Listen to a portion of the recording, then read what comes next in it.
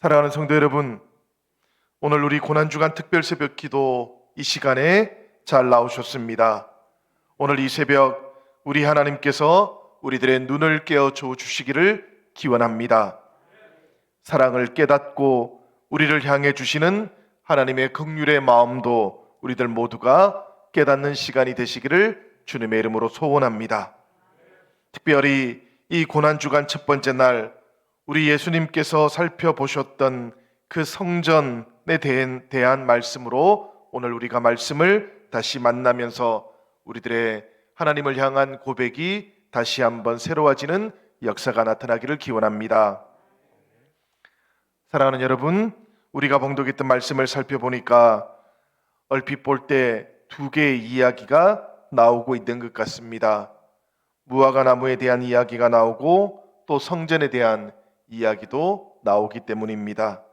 그렇지만 우리가 마가복음을 통해서 살펴본다면 이 두 개의 이야기는 사실은 하나의 내용을 다루고 있다는 것도 알게 됩니다.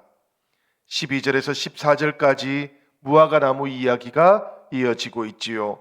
그리고 다시 20절에서 21절까지에도 한 번 더 무화과 나무 이야기가 다루어지고 있습니다. 그리고 바로 그 사이에 성전에 들어가셨던 예수님에 대한 이야기가 나오고 있는 것이지요. 마가복음은 이렇게 전후에 전하고자 하는 이야기가 있고 또 그 사이에 전하고자 하는 이야기가 있습니다. 그 두 가지 이야기들이 함께 겹쳐져서 하나의 내용을 구성하고 있는 것이지요. 이렇게 해서 이 성경의 말씀을 가만히 묵상하고 살펴보니까 열매 맺지 못하는 무화과 나무는 열매 맺지 못하고 있던 성전과 관련되어 있다라는 것을 깨닫게 됩니다. 그리고 그 무화과 나무가 뿌리채 말라버렸던 것은 향후에 이 유대 성전의 운명이 어떠할 것인가 하는 것을 알려주고 있다라는 그런 깨달음을 얻게 됩니다. 사실 여러분, 이 유대 성전의 역사를 다 살펴보려면 시간이 아주 많이 걸립니다.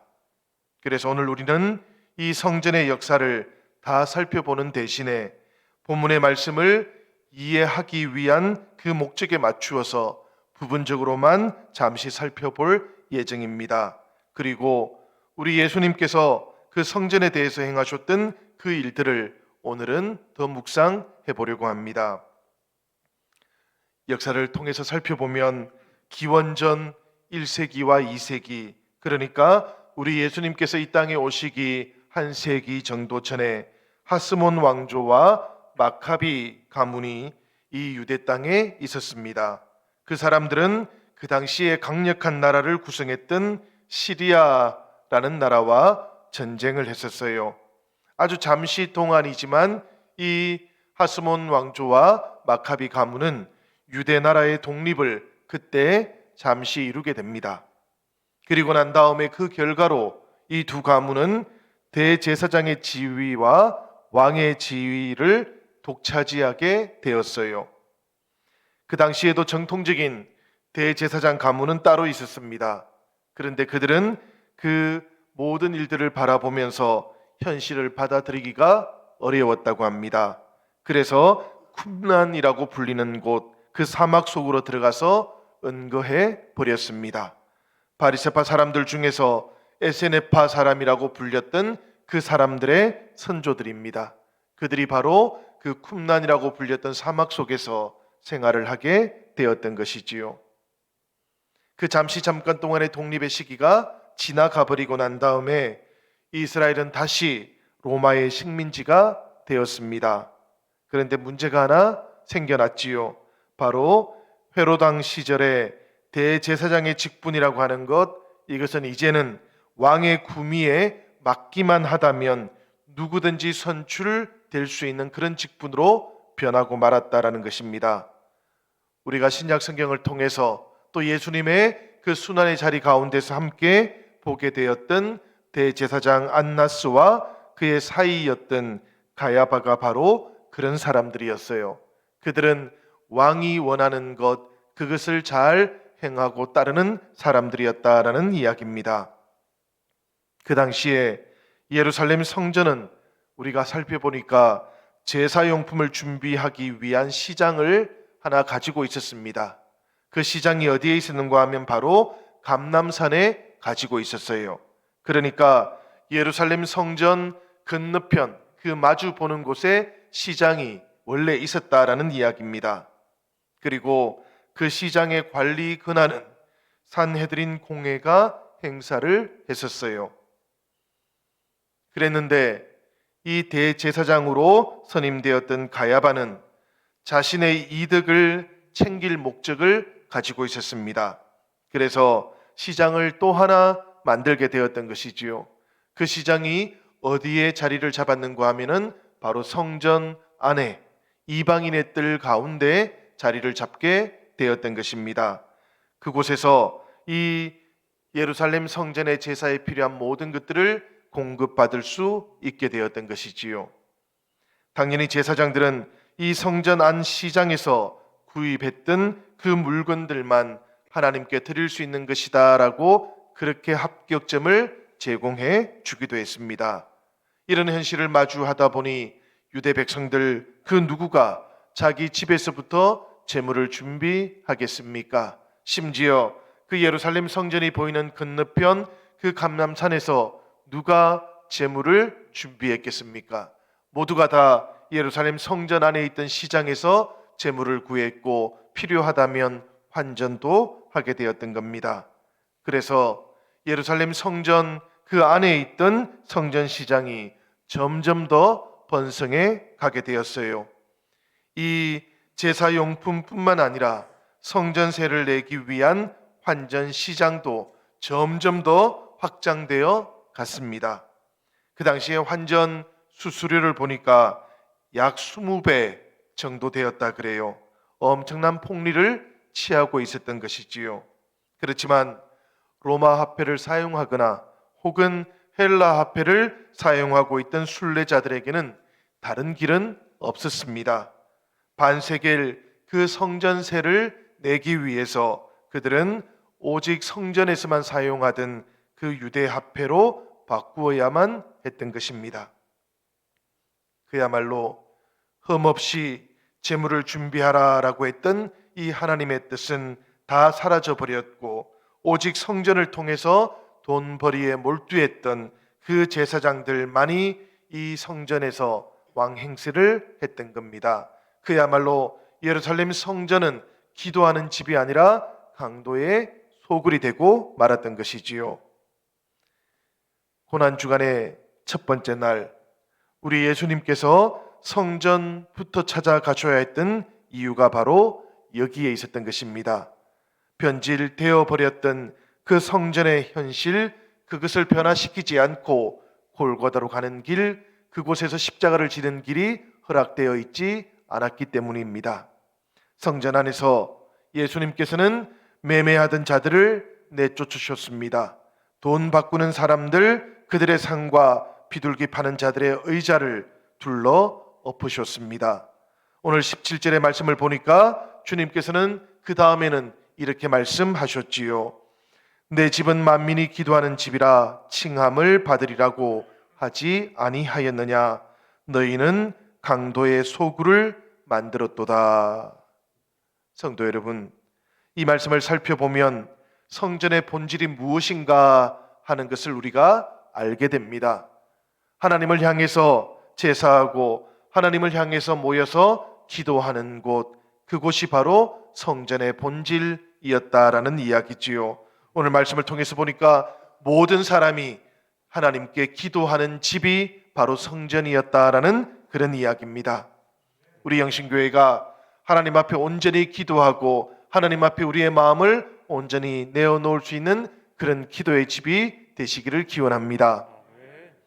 대제사장들, 서기관들은 그렇지만 이 성전을 기도하는 집이 아니라 장사하는 집으로 바꾸어 버렸습니다. 그야말로 하나님을 경배하는 집이 아니라 만몬 신을 경배하는 자리로 뒤바꿔 버렸다라는 그런 이야기지요. 오늘 우리가 읽었던 17절의 말씀 묵상해 보니까 이 말씀 속에서 기도라는 단어와 강도라는 단어가 눈에 보입니다. 이 기도와 강도, 이 두 단어가 마음속에 확 들어왔습니다. 무슨 이야기입니까, 여러분? 주님의 성전에 나왔더라도 기도를 하지 않는다면, 기도를 잃어버린다면 강도가 될 수 있다라는 그런 이야기입니다. 우리 예수님께서 성전에 들어오셔가지고 그렇게 분노하셨던 이유도 바로 이런 깨달음을 가지고 계셨기 때문은 아닐까, 그런 생각도 해보았습니다. 한꺼번에 성전이 강도의 소굴이 되지는 않았을 것입니다. 그렇지만 교회가 점점 더 기도를 잃어버린다면, 교회가 점점 더 하나님을 향해서 참된 예배를 잃어버린다면 그 다음에는 필연적으로 강도의 소굴로 바뀌어 가게 될 것입니다. 예수님 당시에 교회만 그러했던 것은 아니지요. 생각을 해보면 중세교회도 그렇게 한순간에 강도의 소굴이 되고 말았던 겁니다. 중세교회만 그런 것도 아닐 겁니다. 우리들 각자의 신앙생활도 살펴보면 우리가 성전에서 기도하는 사람들인가, 아니면 강도의 모습을 하고 있게 될 것인가 결정이 날 수도 있겠습니다. 사랑하는 여러분, 우리가 주님의 성전을 사모하고 우리가 고난주간에 하나님을 생각한다면 우리는 성전 안에서 기도하는 사람이 되어야 될 것이다 라고 생각이 됩니다. 여러분, 기도라는 것, 이것이 어떻게 하는 것이고 무엇을 하는 것이겠습니까? 우리의 뜻을 고집하는 것이 아니라 하나님의 뜻에 우리를 맞추어가는 것, 이것이 기도하는 일인 줄로 생각이 됩니다. 생각해 보면 우리의 삶을 통해서 하나님의 뜻이 온전하게 이루어져 가기를 바라는 것, 이것이 바로 기도의 본질이다라는 것도 깨닫게 됩니다. 그렇다면 여러분, 이 말씀 속에 나오고 있는 강도되는 일도 그 의미가 분명한 것이지요. 자신의 뜻을 하나님의 뜻보다 앞세운다면, 자신이 원하는 것을 하나님을 이용해서 포장해 버린다면 그것은 기도가 아니라 강도 행위가 되고 만다라는 이야기입니다. 그래서 히브리서 2장 1절을 보면 배가 닻을 고정시키지 않으면 조금씩 물에 떠내려가서 어느 순간인가 바다 한가운데 있게 될 것이다 라고 말씀하고 있는 겁니다. 예수님의 말씀을 들었던 대제사장과 서기관들, 그들은 이 주님의 말씀을 듣고 어떤 반응을 보였겠습니까? 18절에 보니까 대제사장들과 서기관들이 듣고 예수를 어떻게 죽일까 하고 깨하니 이는 무리가 다 그의 교훈을 놀랍게 여김으로 그를 두려워함일러라 라고 되어 있습니다. 예수님의 말씀을 들었던 대제사장들, 서기관들은 주님의 그 말씀 앞에서 자신의 삶들을 바꾸는 것이 아니라 어떻게 그분을 죽일 것인가 몰두했다라는 그런 이야기입니다. 왜 그렇게 했겠습니까, 여러분? 그들은 성전에서 기도하던 사람들이 아니었기 때문입니다. 그들은 성전에서 강도 행위를 했던 사람들이었기 때문에 그렇습니다. 그들은 본질적으로 기도를 잃어버렸기 때문에 이런 일들을 궁리했던 것이지요. 사랑하는 성도 여러분, 우리는 이 성전에서 기도하십시다. 우리가 기도하면서 하나님의 뜻을 생각하고 하나님의 계획을 우리의 삶과 우리의 교회 안에 아름답게 세워 가십시다. 어떤 교회는 교회 현관에다가 내 집은 만민이 기도하는 집이다라고 그렇게 아로 새겨놓고 있기도 하지 않습니까? 사실 그보다도 더 중요한 일도 있는 법입니다. 바로 외치는 구호가 아니라 교회 안에 있는 성도들이 이 집이 기도하는 집이라고 그렇게 일컬음을 받을 수 있도록 기도하는 일입니다.